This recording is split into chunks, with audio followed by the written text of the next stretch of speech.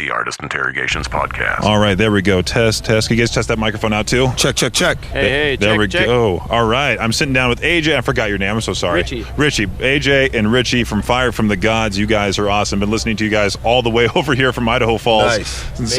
And was listening to a conversation with you right off the bat. There was a podcast I was listening to. You were talking about streaming the modern day of music and all of that. Right. And it's awesome because we've been playing you and people have been like, "Who's that?" It's Fire from the Gods and all of that. So it's just been a fun time to have people discover you guys more. And when I heard you guys were part of this tour, it's even better because it's my first time ever seeing you guys live. I've seen Five Finger Death Punch many years ago. I saw Megadeth, so it's going to be an experience to see you guys live for the first time as well. So, yeah, man. So, in touching on what you said about the streaming and stuff like that and word of mouth, really, for us, we've been that type of band from the start, There are bands such as like Bad Wolves, who we shared a bill with as well with Five Fingers some time ago, who are really like straightforward metal bands and rock bands, and they're kind of familiar to the ear of the rock listener, whereas we had a slightly different sound.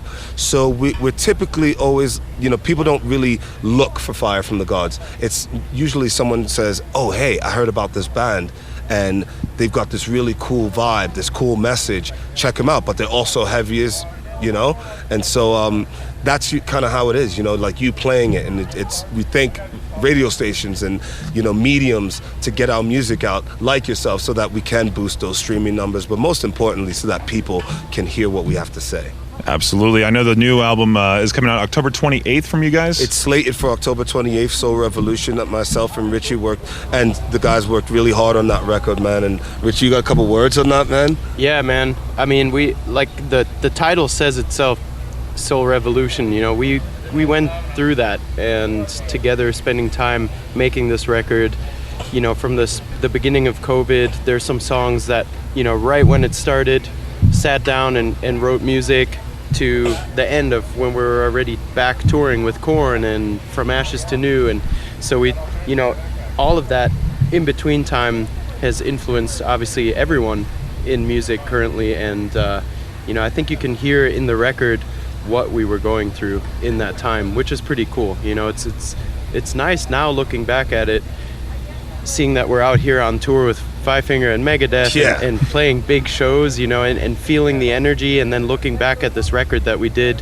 without any shows, without that energy, and still finding the energy even though we weren't out there ripping gigs, because usually you kind of feed off of what are the crowds enjoying, what are the people that we interact with enjoying, what are the lyrics that captivate them. And we have people come up to us every night on this tour that say, man, your message really does something for me, and I can attach myself to it. The singles that have come out, new fans, I'm saying, that word of mouth thing, they're like, dude, this is incredible, this music's changing my life. So it truly is a soul revolution, I'm saying, a revolution of the mind, a revolution of the heart, a revolution of the body, a revolution of the people, the social aspect, I'm saying. We wrote this because we love people and we love ourselves enough to say that we know that change needs to happen, but we all have to collectively change. Yeah. It's great to hear that you guys are putting out there the music that you guys want to create, and people just listen to it and like it and enjoy it. And you guys must That's be doing what rock and metal's about, dude. Exactly. You know what I'm saying? Yeah. You shoot from the hip, kind of. You know?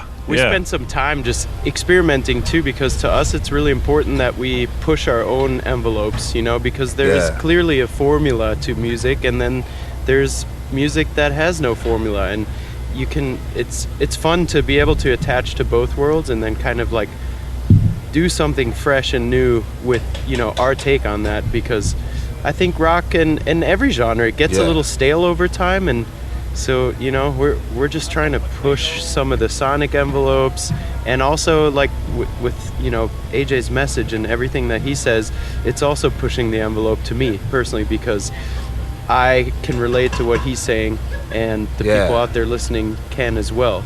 And it's not that we're political. No one says it, you know what I'm saying? And we don't think anyone really says it. And like you said, we're not political. It's about social. It's about the heart. It's about the mind, man. And we as a band had to find that, you know what I'm saying? So that's why this record is called Soul Revolution. That's why the whole movement, it's about people and unity and what we can do to help and be better. You know what I'm saying? Oh yeah, exactly. I know when you guys were. It's a vibe, bro. I was listening to a prior conversation with you with another person. I forgot exactly what the show was, but you were talking about the Unity theme plus Austin, Texas. Like, you know, people moving there from all across. You know, I moved from Idaho, from Southern California, and people were like, "Don't Californianize my state," that sort of thing. I'm like, I just got hired to do radio. What are you talking about?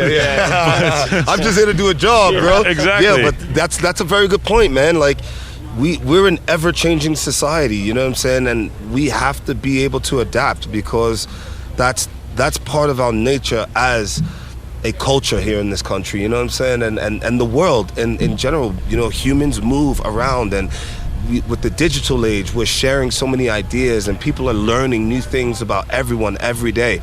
So we just want to reiterate that message of keep an open mind. Just have an open mind. You don't have to love everybody. No one's asking for you to love everyone. I'm just saying, keep an open mind and respect everyone's right to exist. Yeah. Exactly, that's perfect. Yeah, and then we were jamming out to World So Cold in the truck. And yeah, man. I mean, to develop these songs, how's the writing process? Do you just kind of like write down these lyrics, then come up with a riff, come up with the beat and everything? Or how does the writing process go for these brand new tracks? I feel like it usually starts with music. Yeah. And then AJ has a book of lyrics, you know, so it's kind of like, you know, we'll start the emotion through the music, and then kind of the lyrics start finding the pockets of the music, and then, you know, like me being the musician, I'll be like, hey man, like, you know, he'll be working out melodies, cadences and rhythms and stuff, and we just start fitting in the lyrics so that they make sense to what, you know, we want the message to be, and then to also cater to the music so it all glues together and just lives in a sweet spot, you know? Yeah. I know there was a big dilemma we were talking about on the air about streaming as a whole, because, you know, artists don't get paid just solely on streaming. And I've been talking to these people all the time and say, like, I don't listen to radio only to stream. I'm like, you guys are hurting the artists. And I mean, is streaming beneficial as well, besides the album sales, besides everything else, and merch sales too? From an economic standpoint, it's everything you said. I mean, you know, we have a job to do and we have lives, so we're looking to create a sustainable life from what we do. But from an economic standpoint, which I'll let Richie touch on, but from a just art-wise, I think it's one of the best ways people have been able to share their art. Whether you're a rapper, whether you're a jazz musician, whether you're a new up-and-coming rock band, you know, it's hard to cut through the noise because there's so much information that people are given these days. But at the same time, if you can cut through the noise, which I believe to a degree we have, then it's extremely beneficial. But from an economic standpoint, I'll let Richie touch on that, because, you know, Richie has a bit more insight where that stands right now these days. I think it's a catch-22, you know? You can use it to your benefit, but the streaming is also, you know, I think over the course of time and Napster and everything that's happened, it's starting to, like, you know, it went from this illegal thing to finding whatever you can grab to putting a value on that. And I think what we've lost is, you know, being able to go to a record store or tune in on the radio and kind of find your vibe through that. You know, now with the internet and streaming, that's how you, like he said, you have to cut through all of that. And it's actually really hard. It's not that easy. So I think it's like what Dave Grohl always says too, and all the legends, you just have to be out there. You have to be in front of people. You have to play until it catches on and people want to come see you. And then, like, it's that word of mouth, really. And I think radio is still awesome because, you know, when you're driving and you don't have internet and all that, it's like, that's your resort, you know, that's your... Yeah, that's the medium, you know what I'm saying? You know where you can go home to, you know? It's right. like there's a radio playing some good tunes and, you know, I'm thankful for it. We're stuck on the road sometimes, 20-hour drives, and there's nothing to do. Jam some tunes on the radio. Yeah, you know? Exactly. I know for our station, we try our best to keep, like, the rock radio thing alive, just because other rock radio stations kind of focus on alternative, and we kind of, like, tonight we're playing the new Lorna Shore album start to finish on the air. Let's go. Yeah. That's what I'm talking about, brother. Hell yeah. Yes. And so, and we're just trying our best to get everybody's, music out there, like that's new fantastic, active rock. man. That warms my heart to hear that, same. dude. That radio stations still do like that midnight metal thing, because that's what I grew up on. Grew up on hearing like the heaviest stuff that we could find, because that medium of MTV and stuff like that really doesn't exist, right? So the only other medium is, terrestrial radio like yourselves or the satellite radio, but that still falls within the realm of turning on the radio and listening to music and finding your new band. And then there's going to shows. Which we're really thankful that people started going to shows again.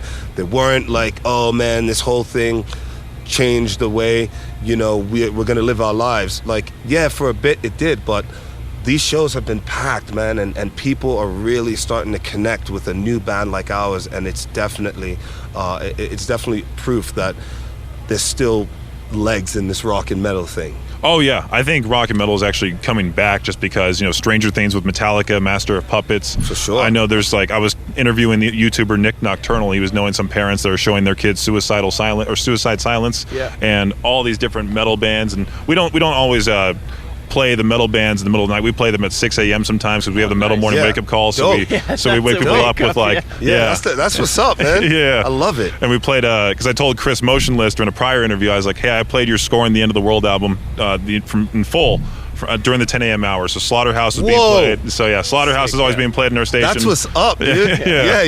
So hell yeah. So I go by Peaches because my last name's Peach. So I did Peaches Pit, and I play like Cannibal Corpse and all these crazy. Man. Oh, that's awesome, dude. Yeah, so man. East Idaho gets like the modern Matt Penfield, bro. Yeah. But even though Matt Penfield's still around, no, big up. He's still around, but we try our best to get, of course, trying to get new music feature as well in there. Just, there's, I think pretty much Octane and us are the only two that play more modern rock, because every single time I tune into, because I'm from LA, of course, I hear K-Rock playing Sublime, Chili Peppers. I say it all the time. I put it like this, is like, how many more times can we hear Sweater Song? Yeah, exactly. You know what I'm saying? Right. I love Weezer. Don't get it twisted. We love Weezer, but how many more times? Give the new bands a shot to reach the masses, because kids, like, you see kids with Megadeth shirts on that come to these shows, and you're like, ooh, this kid might really like thrash, and I still think like that, you know what I'm saying, as an artist. But then you see these kids like headbanging heavy to like songs like Right Now or Excuse Me, and you're like, whoa, that's the next generation of rock listener, and he's finding out about a new band that his dad doesn't listen to, but he's like, yo, this is dope, but it's awesome, man. And we thoroughly enjoy it. Yeah, I mean, it's funny too, because I know with these department stores putting out these band T-shirts, like Metallica, of course, and you think it's like, oh, they can't name 3 songs, but it's kind of like a billboard. It's kind of like what the other people will see that and be like, who's that band? Or the person wearing it might want to actually listen to it and then go to it as well. True. So buy a Fire from the God shirt at Walmart. Kidding me? Let's go. That'd be great. Yeah, we got to put those in there. Yeah, you got to have all of America wearing Fire from the God shirts. I know. I got to get myself one for sure too tonight. Yeah, too, brother. Yeah. So, what's it called? I think the first song I heard from you guys was Right Now. Of course, I think that was the very popular one I heard, because I was running one day and I was at my streaming going, and I heard Right Now. I'm like, let's go. This is amping me up, and the whole thing. It's nice. But nice. And then the new album, of course, it's the last day of the tour today as well for you guys. What do you guys have planned afterwards? Just a chill break. Out? Do some writing probably, take some time off. We've had a very busy year. I know everyone thinks like, oh my God, you still got so much time left in the year, but we started in January, bro. When people were still sleeping and scared to go out their houses, we were working, and then we got on the road immediately after on a long tour with From Ashes to New. Then we did Europe, then we did the festivals, and then we did this very, very long tour, which is awesome. But I think we're gonna take a little time off. Fantastic. Yeah, no, we gotta hit the stage, man, right? What's that? Tony, I think Tony was signaling. Yeah, you guys gotta get going? Yeah. Well, thank you very much. Thank you guys so is there any way you guys do one quick thing to say who you are and you're listening to K-Bear 101? Yeah, for sure. Okay, cool. Yo, what's up? This is AJ and Richie from Fire from the Gods. What's up? You guys are listening to K-Bear 101. Peace. The Artist Interrogations podcast is a production of Riverbend Media Group. For more information or to contact the show, visit riverbendmediagroup.com.